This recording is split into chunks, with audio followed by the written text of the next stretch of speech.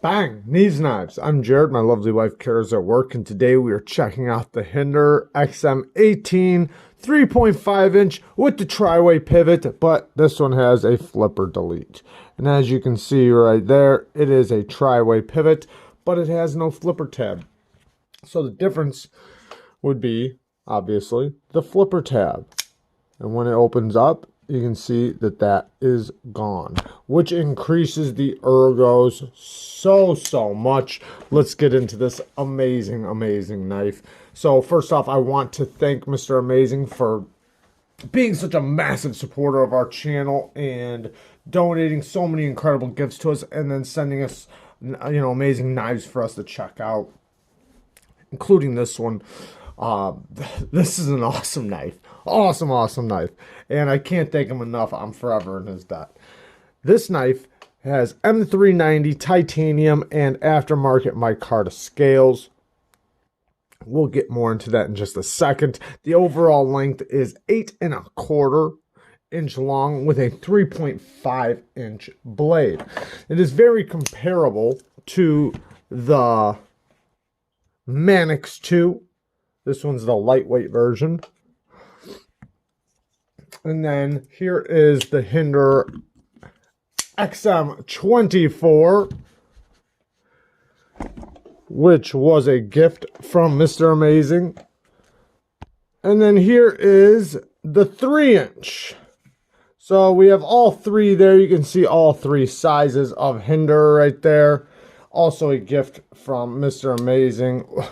What awesome, man. These Hinderers are amazing, and I know some people are probably getting sick of seeing Hinderers because they see them on everybody's channel, and it just shows how awesome Hinderers are, first of all. But besides that, I know people are probably getting sick of seeing them because every channel seems like they're, they show them and they have them. Here's the Benchmade Bug Out. A lot of people know that knife. You can see the Bug Out smaller. And then here is the Spyderco Shaman. And that'll be our last size comparison. Basically the same size as the Shaman. Also the same size as the Griptilian. And a lot of knives that are, 8 1/4, around 8 inches, 8 1/4. This one's just a little bit over 8 inches. But fantastic size for EDC. I love the 3.5 inch blade length. It just works so good for what I personally need. Now you can see this has a drop point blade shape, which is probably the most universal blade shape out there. It just works good at everything. It's like a jack of all trades blade shape. You can use the tip very easily. You can use the belly. You can use the flat for push cuts. And it's just a useful blade shape. And that's the type, that's what it was made to be. It was made to be a versatile blade shape that's good at everything. So, and it is. This does have a thick spine and a robust tip. It's a tip you're not really going to have to worry about bending or breaking. So you can get away with doing a little bit harder use tasks with it. Now this one gets down to about 20 thousandths behind the edge, which is a decent behind the edge thickness. Now, behind the edge thickness has nothing to do, well, it has a little bit to do with the blade geometry, but from here to here is what counts. It's the taper from this thinness to this thickness on how it's going to cut. This knife is not going to be your master cutter or anything like that. It is going to be a little bit harder use, but it does cut just fine. So it's going to be something that you can use to cut it, just about anything up with. It's just not going to be something you're going to want to do repeat cuts all day with. But it is going to be a little bit more strong and robust than other knives. They do have the slicer grind also. So there's lots of different variations of the Hinderers, and I noticed that they all a little bit different. Even if you have two of the same model, they're still just a little bit different, which I think is pretty awesome. They're all a little bit unique. The handle, Man, is this handle comfortable. One, because of these micarta scales, these aftermarket micarta scales are just so comfortable. It makes it to where the jimping is kind of more softer, and it feels so good in the hand. And then when you get rid of that flipper tab, because when you have the flipper tab, let me show you. When you have the flipper tab, this is super comfortable already. I mean, this is fantastic in the hand, but you're locked in behind this flipper tab. And even though you feel very locked in some ways, it also kind of, gets in the way right there of your finger. And then when you go around here and go to the flipper tab, like when you go to change to a push cut, you kind of got to reposition your hand. With this, you don't have to. It's so fast. You can just, you can even just put your finger over the top of it if you want to. Even in the reverse grip, instead of that flipper tab poking me right here when I'm doing the pull cuts, this one doesn't.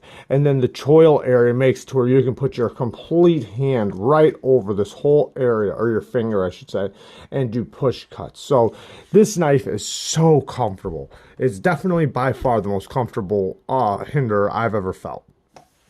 And this little mark right here, or the little hole, that's for a bow drill. So if you know what a bow drill is for making fires. It looks like a bow and arrow with a string. You take a stick, put the string on the stick, and you spin the stick to make a fire. So this is where you can prop the stick underneath down to where you're gonna start the fire, and then use the bow drill so you can spin the stick and you have something to hold the stick in place.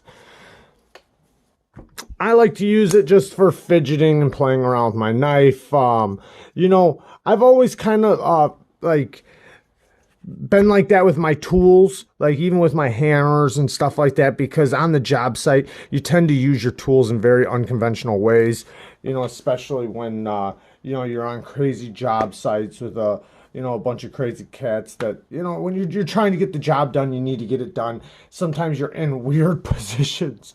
Sometimes you're in crazy positions, and you just need to get that cut, or get that nail in, or get that screw in, or whatever. So there's been many times where I've been doing something and I needed my knife and I had to use it in an unconventional way. Maybe I'm stuck holding something over here and I need to make a cut over here.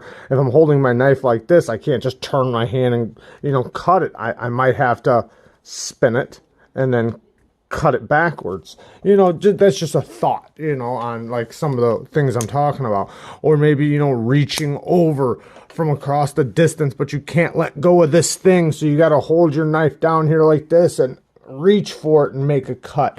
Whatever. I'm just saying there's lots of weird ways that you use your tools when you're on a job site and you need to get the job done. And so I kind of think about that when I'm, spinning knives and stuff like that. And it's not that I do that all day or anything like that, but this little divot right there does kind of lock you in to where you can spin your knife a little bit to use it. So if you're wanting to go into a reverse grip, very fast.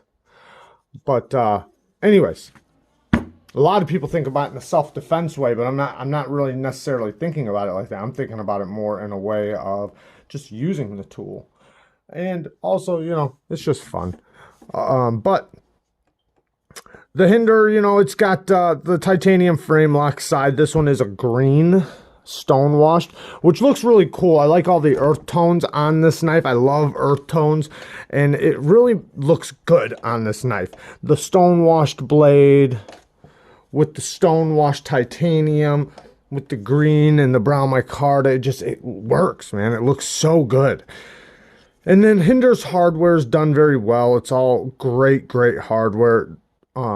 That's very strong, and you can see all the standoffs right there. They have a lot of them, and it makes the knife very robust and strong. Love the size of the stop pin, because this is the stop pin, the thumb studs. So nice big thumb stud stop pins. As you can see, that's, also adds to the robustness. It stops it from having lateral play or side-to-side play. And then it's locked up very, very strong. This thing is rock solid. And the access to the lock bar, very easy to get to the access to that lock bar. And this thing is so smooth. And another thing that's a little bit different from this one than other Hinderers that I've played with, is that the detent, it's so much lighter, but in a good way. So you can easily reverse flick this off the fuller, and I mean easily. You can easily thumb flick this knife with no problems. You could flick this knife all day and have no issues at all, which is awesome, because a lot of Hinderers have a little bit of a stronger detent, which you could still use, but after, you know, a little while of flicking them, they're going to get, you know, it's going to start irritating your thumb or your fingers.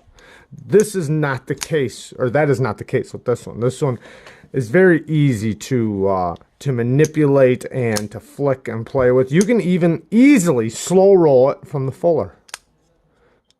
I mean, that says a lot, right? You can easily do it, or you can go off the thumb side, it doesn't matter, but either way, it's very easy. Even with fingers on the detent ball, you can easily flick it. So no death lock. And then unlocking it, the detent ball is right there, but you can easily shake past it. Now, it is a light detent, so you can swing it out if you do that. But no matter, I don't care about that at all. I think it's the detent is perfectly strong.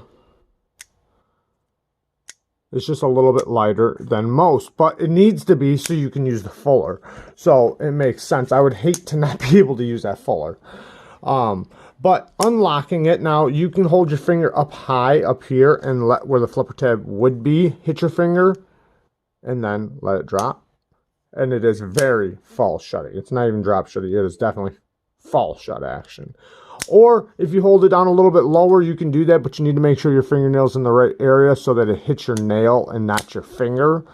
Or you can just unlock it and hold it. You can kind of like hold right here and right here at the same time, and then move your thumb, push past.